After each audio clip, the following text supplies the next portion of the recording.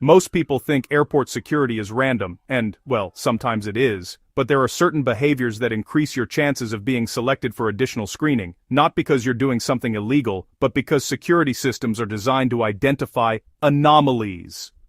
Today, we're breaking down common airport behaviors that can trigger extra screening and how to travel without accidentally raising flags. Let's start with something simple. Last-minute rushing, running toward a gate, sudden direction changes, looking repeatedly over your shoulder. Airports are trained environments, officers are watching movement patterns, rapid erratic movement stands out, even if you're just late. Security staff are trained to notice behavior that deviates from the surrounding crowd. That does not mean you will be detained, but it can mean secondary screening. Next, inconsistent answers. At security checkpoints or immigration counters, officers may ask simple questions. Where are you traveling? How long are you staying? Is this your bag? If your answers are hesitant, contradictory, or overly complicated, that can lead to additional checks. This does not mean you must memorize a script. It means you should know basic details of your own travel plan. Uncertainty creates friction in automated systems designed for clarity. Now, let's talk about excessive nervousness. Airports make many people anxious. That is normal. But visibly extreme nervous behavior, such as shaking hands, avoiding eye contact completely, sweating heavily in calm environments, or repeatedly scanning the room, can draw attention. Security screening systems are partly behavior-based. They are designed to identify stress signals that may indicate concealment. Again, this does not mean anxiety equals guilt, but unusual intensity can result in additional screening. Another trigger is unusual luggage behavior. Things like switching bags with someone else in public areas, handling another person's bag repeatedly, or leaving your bag unattended, even briefly. Even if it's totally innocent, these actions can flag monitoring systems. Airports operate under the principle that luggage should always remain under the direct control of its owner. Now, let's consider electronic device confusion. If you're carrying multiple electronics and seem unsure which belong to you, that can definitely raise questions. For example, searching frantically through a bag at the scanner, pulling out items that aren't yours, or even arguing about ownership of devices. Security systems are trained to verify ownership of electronic equipment. A clear, organized presentation really speeds up the process. On the other hand, disorganized behavior can slow things down and even lead to a secondary inspection. Next, let's talk about travel document inconsistency. This includes things like your ticket name being slightly different from your passport, having multiple boarding passes under different names, or confusion about your destination routing. Even minor discrepancies can prompt additional review. Airlines and security agencies use layered verification systems, and if something doesn't match, a manual review usually follows. Another often overlooked behavior is filming security areas excessively.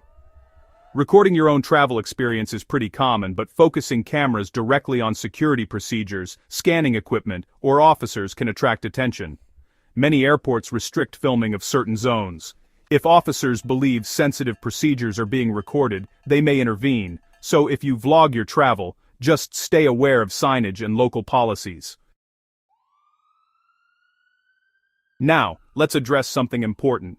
Clothing and accessories. Wearing clothing with excessive metal can cause repeated alarms. Layered jackets in warm weather, bulky waistbands, multiple belts. Each alarm requires re-screening. Repeated alarms increase the chance of additional checks. It is not about style. It is about efficiency. Dressing simply reduces friction. Another behavior that can trigger screening is repeatedly stepping out of line to take calls. Security queues are structured.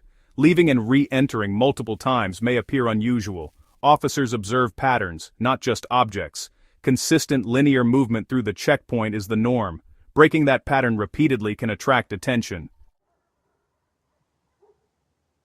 Let's talk about financial inconsistencies. Carrying unusually large amounts of undeclared cash can lead to additional questioning. Different countries have reporting thresholds for currency transport. If discovered during routine screening, this may escalate into secondary inspection. Travelers should know the declaration requirements of their departure and arrival countries. Next, inconsistent travel story at immigration. Immigration officers may ask, "What is the purpose of your visit? Where will you stay? When do you return?"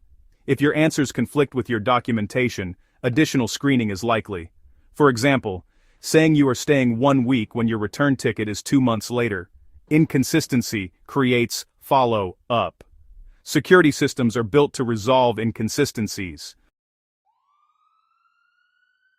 Now here is something many people do without realizing: overcompensating, trying too hard to appear calm, speaking excessively, offering unnecessary details. Security officers are trained to spot forced behavior. The most efficient approach is simple: answer clearly, answer briefly, answer truthfully, no more, no less. Another factor is random selection. Yes, some additional screening is random. Airports use layered security models that include unpredictable selection. This ensures that screening cannot be gamed. Even perfect behavior does not eliminate the possibility, but behavior influences probability. Now, let's shift perspective. Extra screening does not mean accusation. It usually means verification, additional bag swabs, pat-down procedures, explosive trace detection, manual inspection of electronics. These are standardized processes. They are not personal judgments. Understanding this reduces stress. Stress reduction improves behavior. Improved behavior reduces flags. It becomes a loop. So how do you minimize the chance of extra screening?